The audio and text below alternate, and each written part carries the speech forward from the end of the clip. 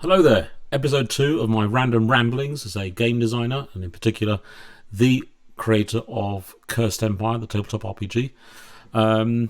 In the first episode we just gave a brief intro to the kind of game, and we're going to be going through a series of themes throughout a series of videos. This second video is really about the game world itself, the world of Thargos, which is the main setting for the Cursed Empire RPG.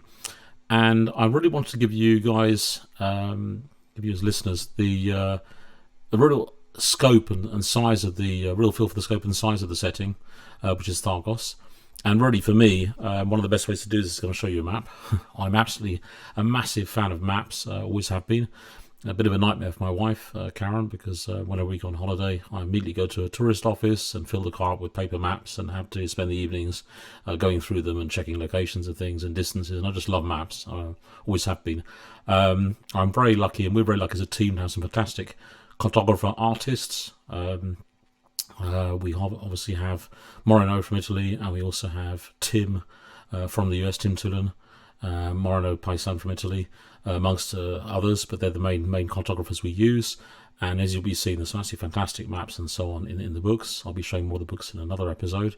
But really, just to give you an idea of the scale, I'll be pointing at a map, and here we have. This is basically. I'll get this framed properly. This is Thargos. I'll get this right. There we are. This is Thargos. I've done this before, can't you? And around here you see the central continent, which we know is the continent, to give you an idea of scale in terms of the actual game world. If you just focus on the small cape that's here in the game world itself, and we just zoom into that, we then have the main gaming area of the campaign. So here we actually have 80 cities, villages and towns, which are outlined and detailed, most of them with maps. And if I then go down to another level, and zooming into another level, we then have, for example, one of the city maps, Condor. This one's by Tim Tulin. So yeah, and then we have actual landmarks. We then go down to almost street level in some cases. So really, the game setting itself is huge. I've actually been running a campaign, I have been for many decades, in that one continent area I showed you. This helmet's really starting annoying me now, but anyway, I better not fall out with them. But basically, you have a lot of regions are mapped out. You have a brief overview of the outer continents. Now, those are still under development for future games. But as I said, I ran a campaign for many years on the continent region. And the core book, the Master of Tales core book, will have a lot of maps, a lot of regions covered, things like population and the trade they do and so on. So how can you kind of describe the actual setting itself? First of all, you have, in terms of the kind of structure of the different the setting, you have what is known as the new empire, or it's more really actually the remnants of the old empire. There are 10 imperial cities, in some ways comparable to the city-states of ancient Greece, with a common foe. They've actually fallen into a very strong alliance now, and in fact they know their survival really depends on those 10 cities standing shoulder to shoulder, and they do that pretty well. You then have the southern cities. They are also known as the region of Karnakos, and Karnakos is very much the sworn enemy, what's left of the empire. If you're going to go back in the history of Thargos, they were a lot of the cities that were poorer, in some ways less resources locally. In the northern regions, the empire has a lot of access to mines and ore, different iron ore and so on, gold and so on. And in the south, really, the climate was an issue. Some of the regions in the south are more like deserts or tundra, and basically they've always been a little bit jealous of their northern kind of brethren, and that kind of stirred up by evil priests and temples and so on, has really just made them sworn enemies of the empire. So they are a more ragtag alliance of cities, and there's a lot of skullduggery and a lot of subterfuge and a lot of backstabbing, and not the strongest alliances, but they are united to some degree against the empire. And then you have the coastal regions, and as we said in episode 1, we gave the example, because of the Great Cataclysm, I'll be covering some of the history as well, the Great Cataclysm, which was a massive manifestation of nature. It wasn't naturally created. It was created by mankind. But basically, what happened there is you had mass manifestation of the power of nature through tsunamis and volcano eruptions and so on. And a lot of people are terrified by the sea. A lot of people can't actually swim in Cursed Empire, which really is a lot of fun, because that then reinforces the strength and the unique value of seafarers, whether it's merchant marine, merchant navies, mariners, fishermen, but also the military navies, of course, which there are a few. And that notion of a handful of people being comfortable with going to sea obviously gives them control over the main trading routes. Travelling by land for trade is pretty dangerous, and coastal navigation is a big part of where the power of trade really lies. So controlling the seas and coastal lanes and coastal shipping is really important. So looking at that, you have this kind of mass fear of nature in some ways, and I'll give a little bit of background as to what happened there. You had a mage called Rakban who set out to really pierce the mystery of magic, and really pierce the mystery of runic magic. We'll be covering the runic magic in the another chapter on the on magic and spell creation and so on. But he pushed the limits of magic and basically caused a tremendous manifestation of nature. In fact, it was very, very destructive power that was unleashed, and it very, very much changed the course of history of Thargos. It even shifted the trajectory of the planet, its orbit, and so on. And what happened was mass manifestation of nature through tsunamis and earthquakes and volcanic eruptions. It just the planet was really, really badly damaged, and a lot of lives were lost. And this created a mass fear of what had happened. Now, in the setting, there are pantheons. There is a pantheon of old gods. In some ways, you could compare this to the kind of Greek gods or Roman gods or so on, Egyptian gods. But those gods, actually, their impact on the setting as deities is very limited now. They've basically been shut off, and there's information about that in more detail, but they cannot really do very much in terms of the material plane where the players and their characters evolve.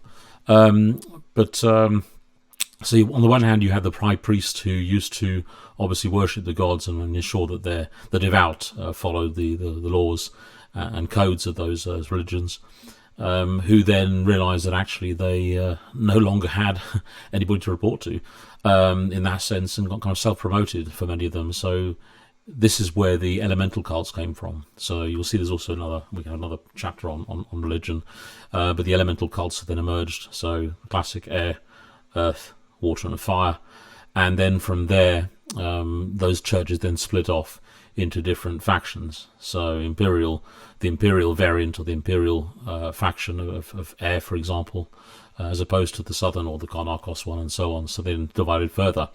Within the empire, you have a church of elementals that's pretty much aligned and allied. There may be some shenanigans and some geopolitical stuff in the background in terms of influence and power, but generally speaking, they stand united. In the south, it's once again a bit more of a mess and a bit more anarchy there, where actually there's a lot of infighting and sometimes very open belligerence.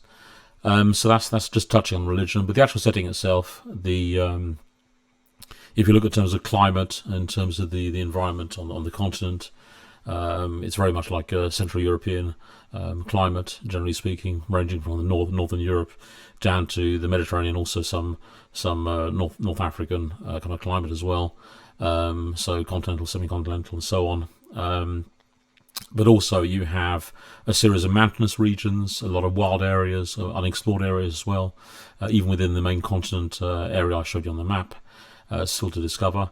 And as for the outer continents, there's absolutely massive scope. They are outlined, but there's a huge scope, and we're planning future releases for campaigns.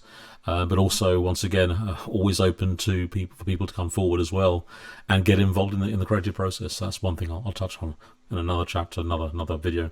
But basically, the game world itself, I mean, the cities have we have an atlas section in the Master of Tales core book that then outlines trade and the population and the kind of the mix of population and the main different races and different characters and kind of that operate in those different areas. Also an outline of the kind of what it's like to live in these cities. And as I said before, maps, loads of maps, absolutely tons of maps. Even the bestiary also has a series of about 20 monster layers as well. So really, in terms of the content, I was very, very keen in providing all those maps in the game itself, in the books, to give GMs give Master of Tales a really quick fix for a one-shot session or setting up a campaign. I'm someone who will just take a map with 20-25 rooms in it, or caves, or in a lair, for example, a cave lair, and from that I can just literally spin a whole story, a couple of nights, a couple of evenings, game sessions. So that's really the idea, to give a huge amount of content in that toolbox, people to do their own thing. In terms of the kind of level of technology in Cursed Empire, the Empire is pretty much comparable to the Dark Ages in Europe in the Middle Ages, 8th and 9th century, in the Dark Ages, but you do have some contradictions there. So, for example, you will have prominent heroes of the Empire still be wearing their great grandfathers or grandmothers' armor and equipment, and almost like a second, third age, Bronze Age, 200 or 300 BC sometimes as well. So, and that's more for propaganda. That's more for literally. You'll see them on the battlefield. They'll be in the front line wearing this old bronze armor.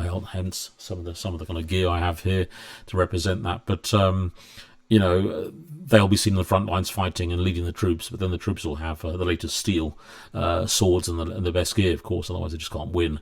But there's a lot of that around, and you also have there's no real gunpowder in the setting either. There are print presses, and there are scribes, and there is obviously things that are written on scrolls and so on. But generally speaking, the kind of lifespan, the kind of life expectancy is not very high. In a lot of rural areas, for example, there is disease as well in some cases.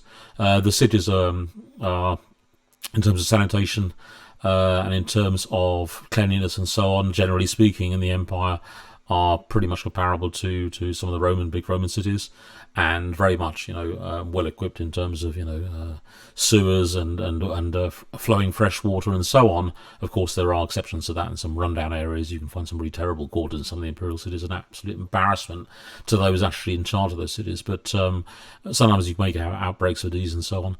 But really, then you have a whole plethora of villages, hamlets, remote areas, which obviously is always a great kind of setting for some of the more kind of tense stuff to happen as you really head off the beaten track. And there's a lot of that in Cursed Empire, where you kind of inspired to go and explore really where you should be going. And it's very much a game where if you hear about a creature or a myth or something pretty monstrous hiding somewhere in the woods or in the mountains, most smart people run off and go and hide somewhere. Of course, players and gamers and heroes or would-be heroes just don't. It's just the very nature of RPGs and heroic and epic role-playing. But yeah, you have these rarity of creatures, and I wanted to I touched on this in the first episode, but the rarity of creatures and how dangerous they are is something I'm really always wanted to reinstill. In fact, from first edition Cursed Empire, and it's very prominent here as well, because you just really don't want to go normally and get involved with some of those things, but of course sometimes you just have to. But the rarity of those is important. Also, the whole in the setting as well, another big theme as well, is the context of storytelling and tales and myths and kind of bards and troubadours and so on, and that's quite a fun element as well. Not the kind of Sir Robin stuff out of a well-known film, but very much the deeds, and we can come full circle with the notion of renown and how important that is. So obviously, the more you're renowned, the more people talk about you in the next village or the next city and so on. And of course, the more famous you become, the more your reputation spreads, of course. So that's a very exciting aspect of Cursed Empire. So yeah, in terms of what else can I say in terms of the actual setting itself? Yeah, you'll see once we cover the kind of character creation, you'll get to see some of the races and some of the background.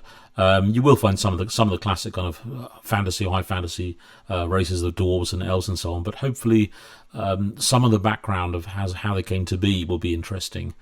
So that will hopefully come across in a session when we cover the character creation piece and the races and classes and so on. The other thing is in terms of kind of crafting your story. There's a lot to draw from in terms of the different regions. There's also, for example, there are guidelines for naming characters depending on what region you come from. Also, birthplace tables and so on. And you'll see that in the character creation piece. But there's a lot of material to get your teeth stuck into, hopefully there. And really, there is again, we're going to come. We really want to put forward this idea of a toolkit where you can literally just mix and match and just use the piece you want to use.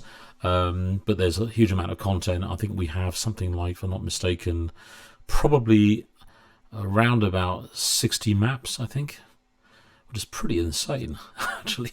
60 maps in the core set, which I don't know what on earth happened to me there, but I got a bit carried away. But yeah, so no, it's just you have, I think, the 20 creature layers and about 20 landmark maps and about 20 plus or city, village, town maps. So stacks of maps, and also we'll be looking to make available a handful of floor plan to mini scale, so 32 millimeter miniature scale floor plans as well, some bonus ones which will be part of the Kickstarter. But yeah, we're really excited about that as well. So we've got some other stuff in the pipeline there. Yeah, so in terms of settings, make sure I cover everything else. As you can see, I'm doing this on the fly. But yeah, I think that's the most of it.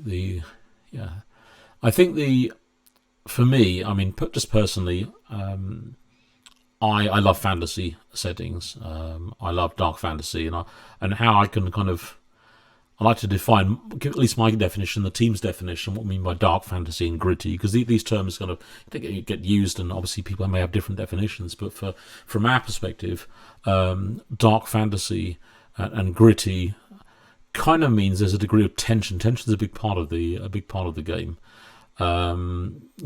That tension building side of things is crucial to kind of build the atmosphere and raising the stakes of certain things, and putting pressure on the players as well. Then that dilemma piece I mentioned in episode 1, which is really important. But I think the tension piece is very important. We actually manifest that in the game mechanics with what we call a tension die. So a tension die, where you actually on a D6, you can up the degree of tension the party's feeling or the environment around them, and that's great fun. I've been astounded where we've actually run games doing the playtests, and you had a D6 tension die on the table, and the GM, the Master of Tales, had a tension of 2 as people entered a cave, a complex, and so on.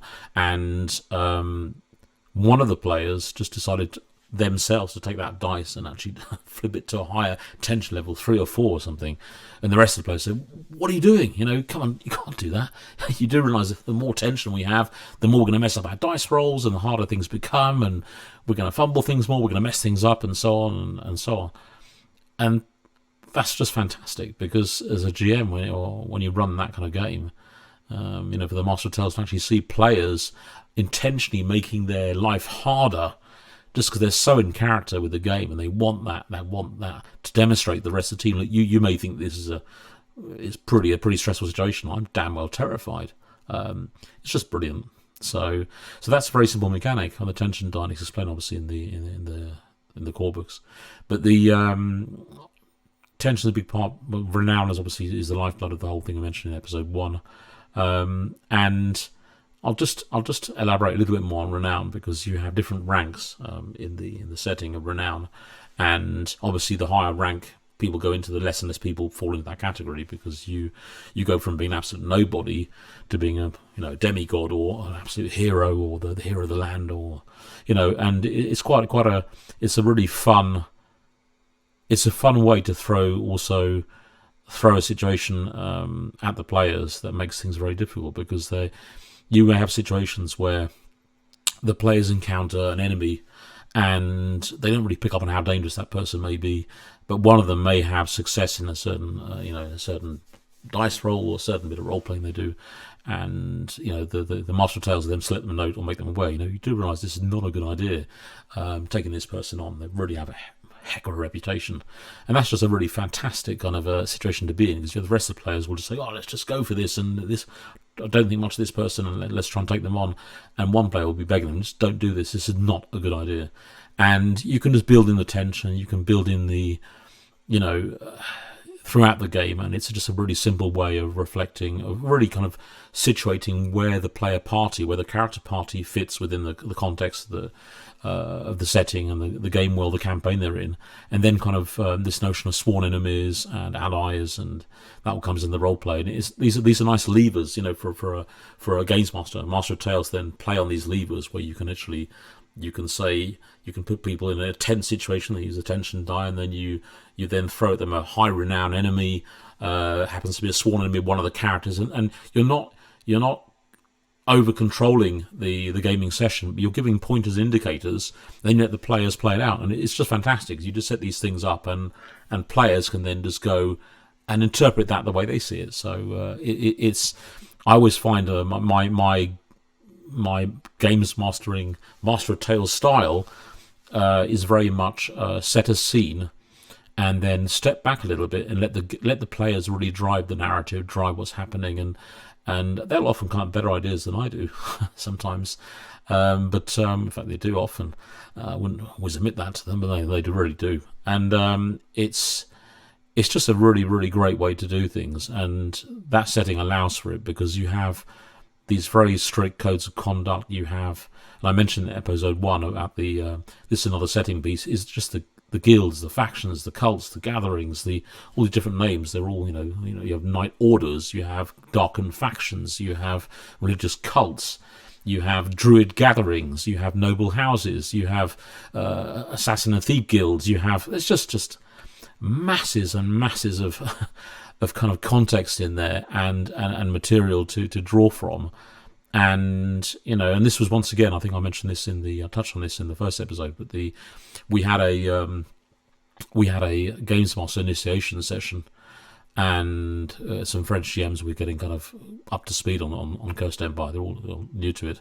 I mentioned this last time, and it's just, you can just take a very simple situation and make it very complicated rather quickly for the players, where we have what we call interaction maps. So, for example, you may have a series of guilds on a map, so it's visually represented, and I'll be showing some of this in the book as well, because me waving my hands around just doesn't do it completely.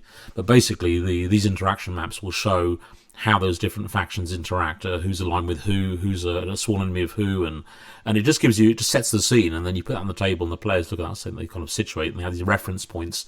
That's where I fit in, that's where these people fit in, and these just guidelines to kind of get a bit of steer, get a bit of direction on the role playing, and then you just let people really get into it. So, but there's that massive tapestry of it really is a tapestry of intrigue and subterfuge, and wow, there's just a lot of stuff there. It really is. I'm really excited for people to get into it, because we've had a lot of interest, from gamers in the past in the setting, and really, as I said before, I've not released Cursed Empre for many, many years. It's been 20 years since the last release of a new edition, and really to just open up this game setting to more and more people, because there's something for everyone there in terms of people who like their kind of intrigue, role playing, double-edged swords, red herrings, wild goose chases, you name it. It really is in there, and all that, just literally sprinkled with a lot of tension and things at stake. There's a real sense of loss. There's a real sense of purpose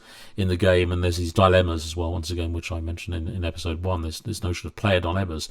If I do this, I should be doing this. My code of conduct says I should be doing this, but if I do that, this will be the repercussion. And because I'm doing that, and I'm well known for doing that, I'm going to be drawing a lot of attention to myself. And then you may have other players who actually use that in gameplay. So you're going to be the knight in shining armor, and you're going to be the high profile, high renowned hero everybody looks up to. I'm going to use that as a team member, a teamwork in a party. You stand like a sore thumb, and I will then do all the subterfuge and sneaky stuff and sneaking around and spying. And so it's great. Actually, you can really, not every player wants to be highly renowned. It's not always a good thing, I can assure you. You can imagine these wanted signs going up with your, is that Cursed Helmet again? These wanted signs going up, around towns and stuff, and with your name on it and your face on it. So, yeah, it's that setting piece, the actual environment, the cities, the maps, the kind of coastal side of things, the thalassophobia and fear of nature, combined with all the factions, guilds, and cults, the civil war that raged in the Empire and Karnakos. Pick your side or don't pick a side at all, or play both sides. there is a lot there. There really is a lot there. And I said before, there's 2,000 pages in print.